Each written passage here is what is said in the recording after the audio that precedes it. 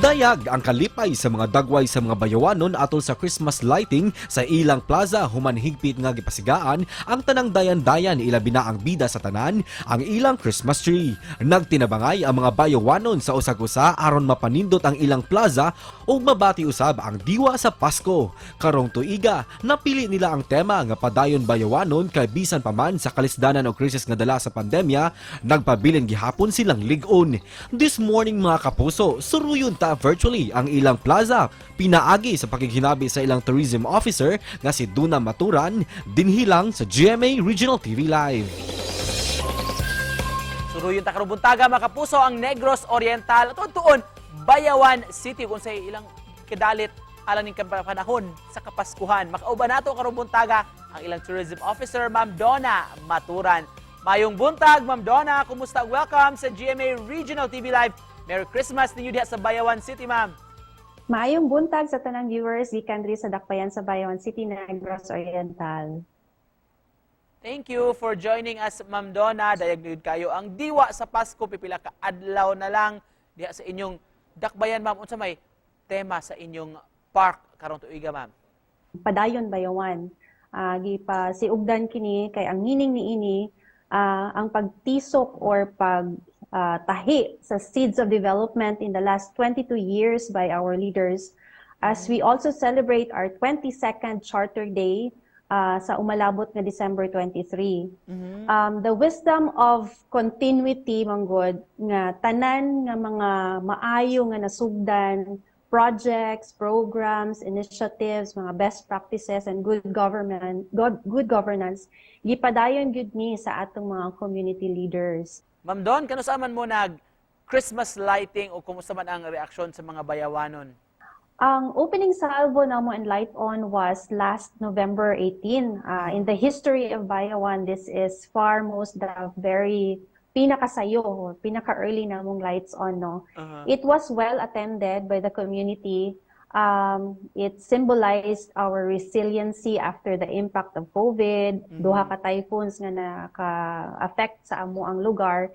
Ma'am, karong buntaga, mamahimo ba nga isuroy minimo og atong mga kapuso nga nagtan-aw karon diha sa Bayawan City? Mga kapuso, tara, virtual laag kita diri sa among gipasigarbong Pasko sa Bayawan City Park.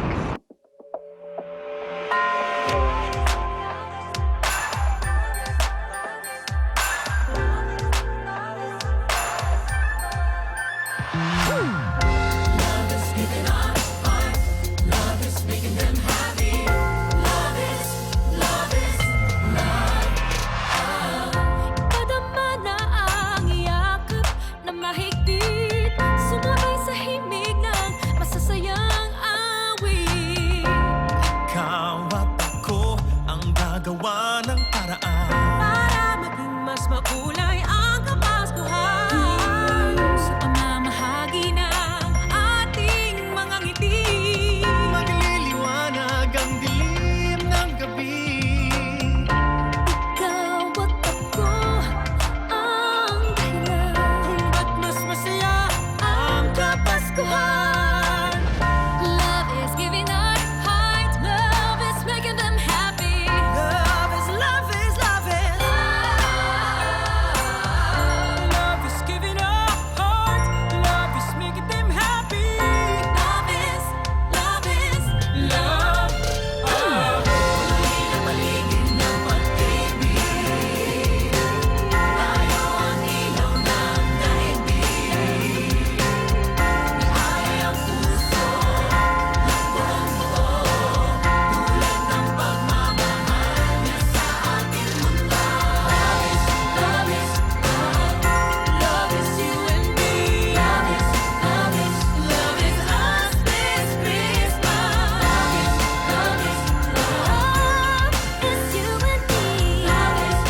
Wow, Ma'am Donna, murag ma-feel, mapatyagan ni nato kayo ang Pasko diha sa inyong lugar.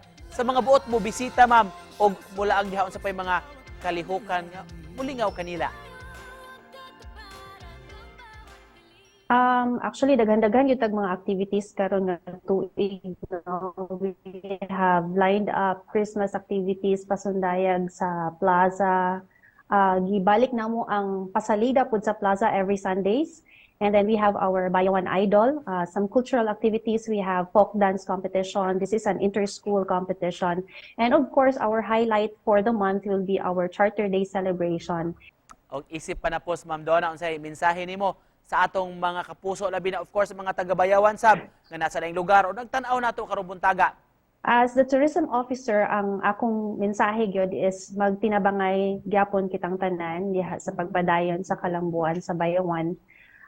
Dili nato usikan ang mga nasugdan na from our former leaders.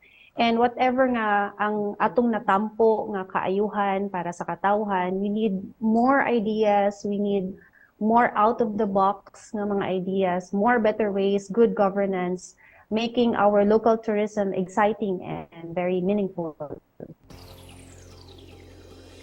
Alright, ma'am, thank you so much for joining us this morning. Ug salamat sa pagpaambit ka namo sa unsay among makita diha sa Bayawan City. Hinaut makabisita mi kon mga kapuso. Tourism Officer sa Bayawan City, Donna Maturan. Thank you so much, ma'am. Thank you.